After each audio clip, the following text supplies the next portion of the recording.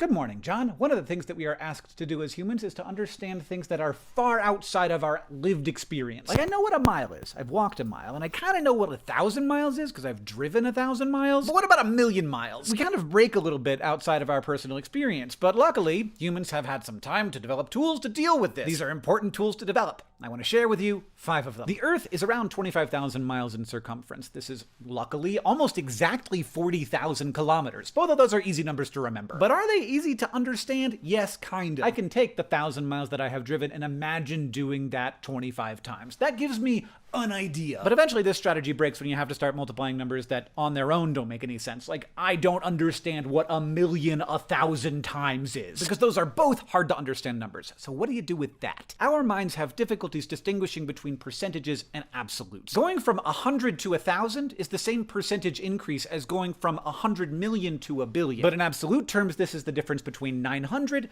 and 900 million. The visualizations can be useful for helping understand these absolute differences. A stack of $1,000,000 is a whole lot smaller than a stack of $1,000,000,000. But visualizations aren't always easy to find or to create, so let's look at another way that doesn't require all that work. The classic example here is that 1,000,000 seconds is around 11 days, and 1,000,000,000 seconds is around 32 years. I know what 11 days is like, and I kind of know what 32 years is like. Mostly I know that they are very different from each other. In the same way, the distance from the Earth to the Moon is around 250,000 miles, and from the Earth to the Sun around 93 million. Now that means nothing to me, but if you're going 70 miles an hour, you can get to the Moon in 4 years, and you can get to the Sun in 150. Now, that still kind of means nothing to me because I've never driven a car for 4 years or 150 years, but I get the scale of the difference. But what if I'm less interested in the relative difference between the numbers and more interested in the absolute impact of the numbers? Often, if I actually want to understand how big a number is, I don't look at the number. I look at the number per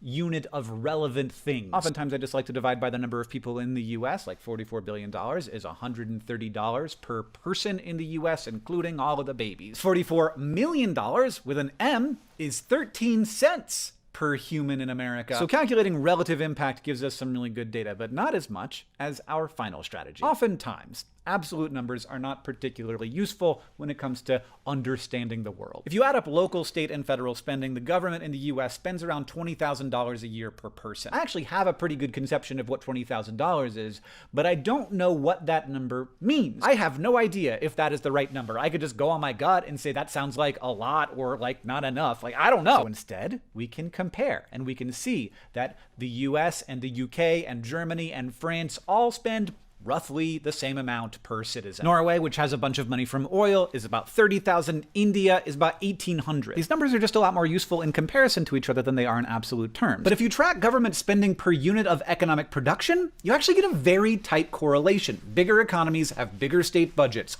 Always. And there isn't actually that much variation from country to country. Almost as if a lot of the arguing is about relatively small policy differences, and it might actually be better to measure other things, like how effective tax policy is at reducing inequality in a specific country. Well done, Ireland. So experiential extrapolation, visualization, understandable comparison, relevant impact calculation, and of course, more useful metrics are all excellent strategies that do different things for us on our quest to better understand our world. John, I'll see you on Tuesday.